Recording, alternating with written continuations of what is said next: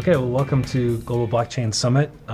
Again, we're here at the event with some ruckus happening next to us here at the event itself. I'm Hans Ulkern, sitting here with Miko Matsumura, and thanks again for chatting with me. Oh, yes, I really appreciate it. You were here with us last year, and coming back again, and it's really exciting to have you here. The presentation was inspirational, and hopefully it's available for everyone to see it. That is the intent, so hopefully it's out there for you.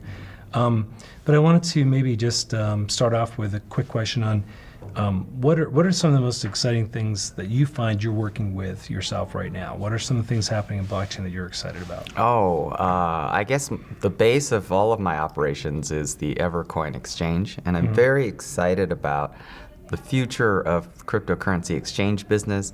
I think there's wonderful things happening on the regulatory front. Countries like Malta, so access to the European Union. I think there's a lot of really interesting twists and turns that we'll see. But I think the biggest thing with exchange is I really would love to see the pendulum swinging away from almost the traditional banking model of an exchange. So, I really feel like what's going to happen in custody for exchange is probably where all the excitement is. Interesting. So in your presentation yesterday, you had some really good analogies and some interesting things happening there. One of them had to do with, I think, with our trust of that kind of a banking system, our trust of how things are working today, walking across a beam very high above the world, I guess. And then, hey, here comes this new thing.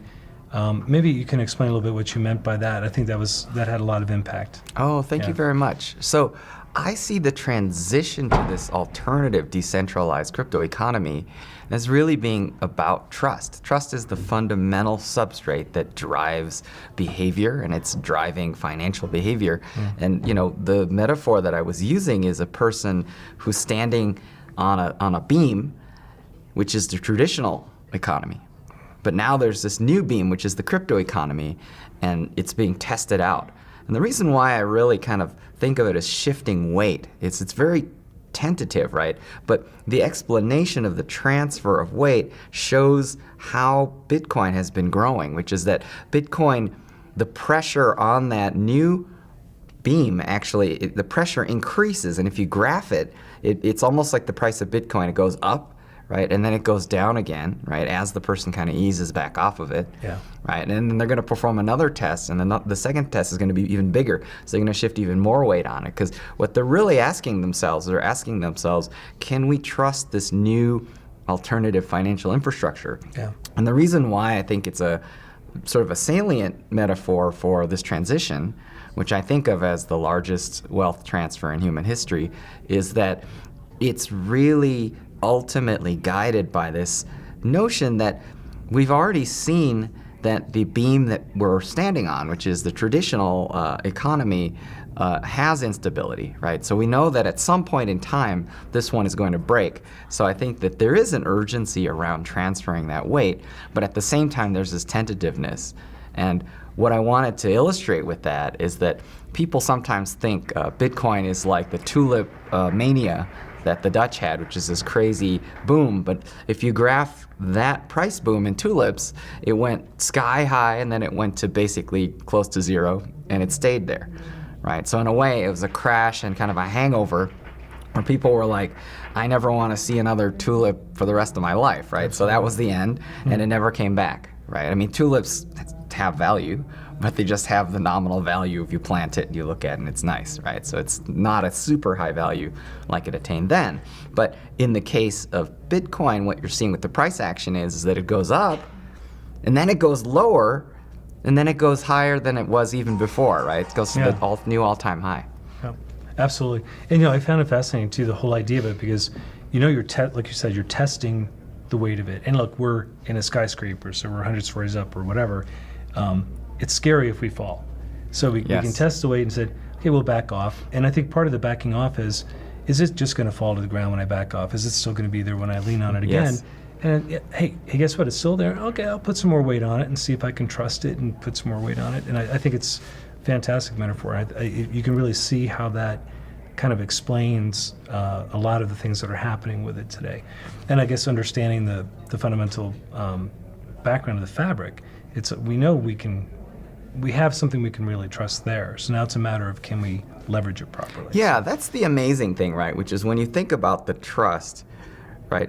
The trusting at scale is very logical. And what I mean by that is that what is the incentive for a hacker to steal money from Bitcoin by like cracking it cryptographically, right?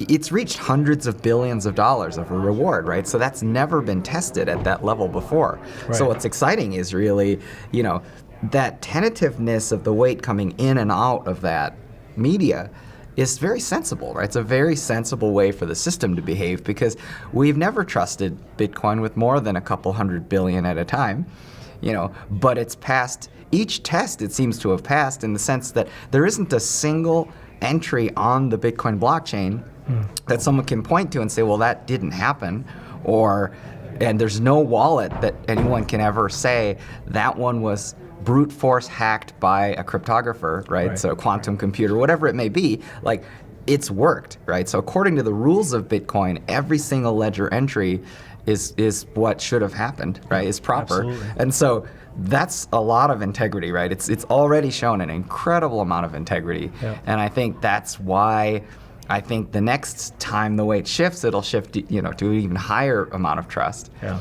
And then it may come lower again, right? Because in a way, like, we also want to see, right? One of the things people want to see is they want to see if they could actually get that back out, right? So if you think of Bitcoin as a store of value, there's two sides to the test, right? Which is, I want to put 100 billion in, and I kind of want to see if I can get that out as well, right? Because I want to trust to make sure that I can actually get it out again, right? So it's going to sell off and go a little lower, but if it survives that test nicely, then the next time I'm going to put even more, because I'm like, wow, this thing really works, right? And I think it's important to understand that, like, the beam that we're on, the traditional economy, it clearly has problems. So so there's an urgency to trying to get these tests done, and it's all being done with real dollars. So interesting. Absolutely. No, it is really interesting, and we might hit that time in the cycle where that beam that we're now standing on disappears, and we'll have to jump on the other one.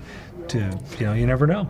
Yeah, and I think the thing that we're not ready for is we're not ready for that test. We're not ready for a test where that transition happens very rapidly as a function of the fiat economy collapsing. The reason why I think we're not ready for the test is that we don't really have significant Keynesian accelerators within the Bitcoin economy or the crypto economy, right? Meaning that you still can't go out and buy a loaf of bread or a newspaper or whatever. We don't buy those anymore, but you can't buy basic things with Bitcoin very easily at the moment or with any cryptocurrency. And I think that means that it's not a completely decorrelated asset class, and it's not detached from the normal economy as yet. But I think we can attain we're heading those there goals. for sure.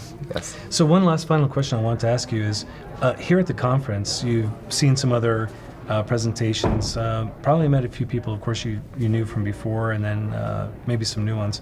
Is there anything that struck you in the presentations as interesting or different here?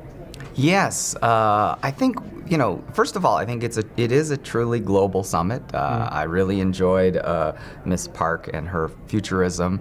Fantastic presenter from Korea. An extremely kind of well-connected person, so someone who really understands that international landscape. So I really appreciate the international flavor. I also find that the quality of talks here it's very high, and it's really content driven, and I find that many crypto conferences are I would call them vendor driven, so it's a lot of pitching and a lot of buy my tokens, and which tends to make the content very weak and schlocky, and I feel like this conference has gone completely opposite direction. The speakers are there because they care about what they're talking about, and they're really helping us to care about what they have to say. So I really enjoy that. Yeah. Well, it's definitely a better conference because you're here, and I appreciate you being here last year and now again. And of course, we'll have another event in the fall coming up, so we're going to put you on the roster for sure. Great. And see if we can schedule you. That would be fantastic to have you again. Terrific. But thanks for taking the time, and really fantastic to have you here. Well, it's a really great conference. Thank you very much. Thank you.